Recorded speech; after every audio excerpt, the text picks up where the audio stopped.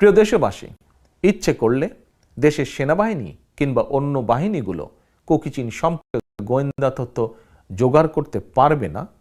মুক্তিযুদ্ধ থেকে শুরু করে বিভিন্ন সময় সেনাবাহিনীর ভূমিকা কিংবা কার্যক্রম সেটি প্রমাণ করে না।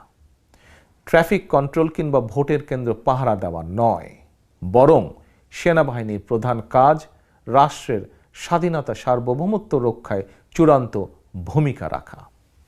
দেশের জনগণ সেনাবাহিনীকে আপন মর্যাদায় দেখতে চায়। অবশ্যই বাংলাদেশের সেনাবাহিনীর সেই সক্ষমতাও রয়েছে।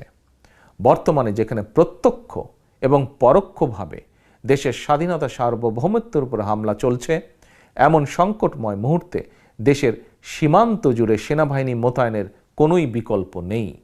অরক্ষিত সীমান্তে সেনাবাহিনী নাকি যৌথ বাহিনী, এভাবে তালগোল পাকানোর পিছে সেনাবাহিনীকে মূল দায়িত্ব থেকে সরিয়ে রাখার অপকৌশল বলেই মনে করে স্বাধীনতা প্রিয় জনগণ।